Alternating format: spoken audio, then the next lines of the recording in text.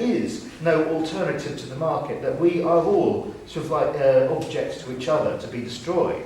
It falls to us as socialists also to demonstrate that we could live in a much better world by actually relating to each other as human beings and as a society as we produce. So not only would we be richer in resources, we'd also be qualitatively richer as a society.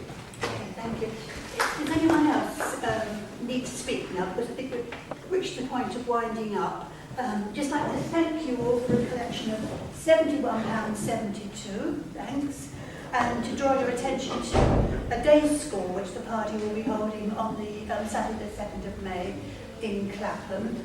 And there are various other meetings which are listed in our journal, Socialist Standard, which amongst other things is the latest issue, amongst other things are on sale at the back.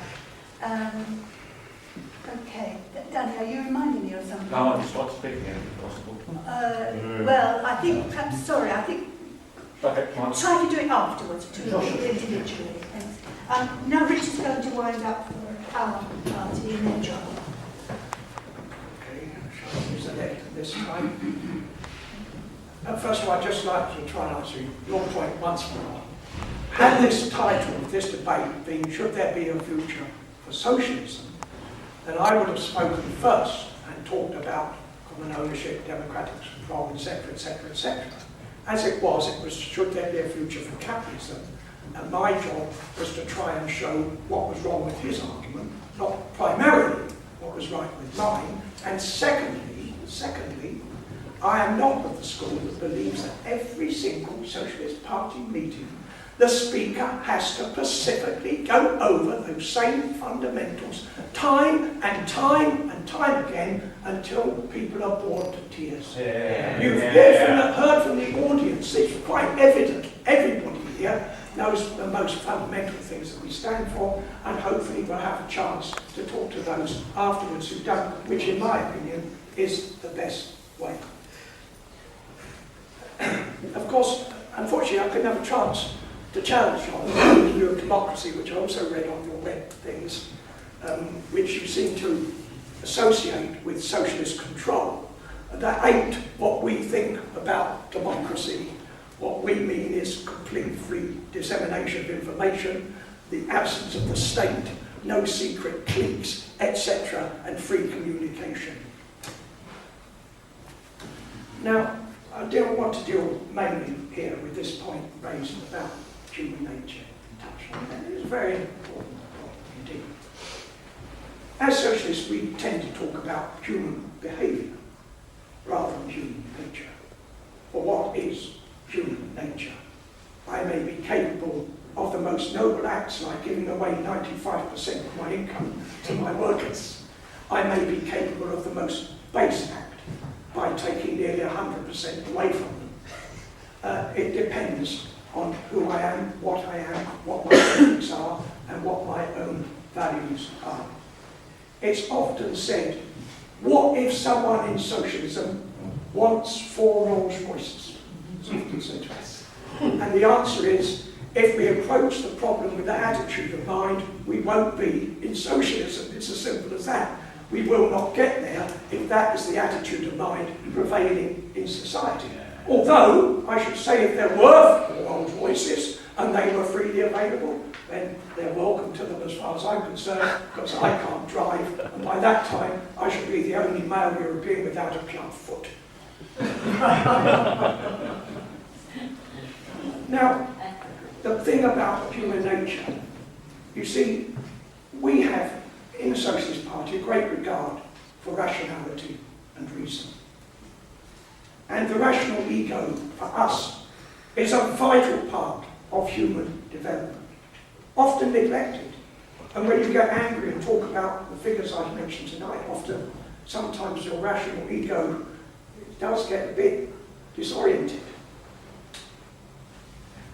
A hopeful thing about the human society and about behaviour is that on the evolutionary scale, we're facing, we're still puking babies. We know bugger all really. We think we know so much.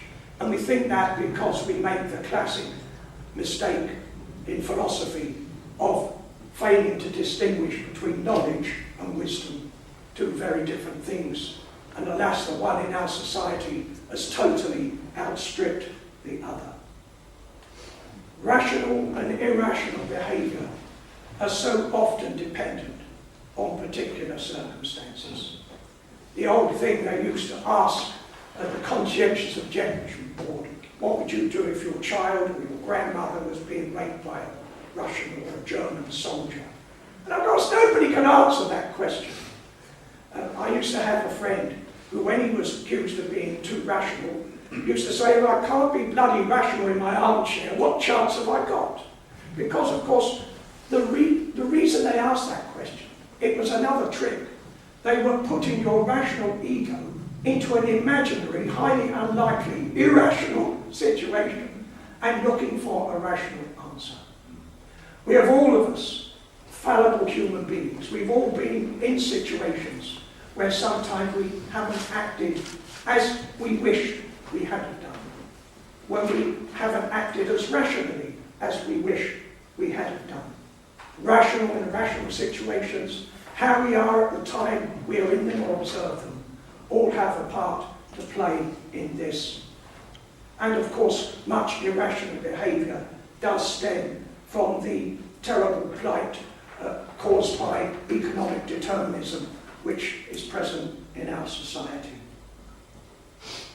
It's a real problem, because when the values of society are put down as wealth, property, money, financial security, people living in an insecure world in which their house could be taken tomorrow if the interest rates change, in which their job could be lost. Today it's common to have in the day of a 40-year mortgage, a 6-month contract, if you're lucky, not knowing what's going to happen next.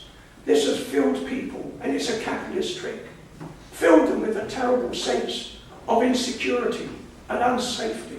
They don't feel safe to look outside capitalism for an answer, so they are trapped within its boundaries of profit-making, eternal profit-making.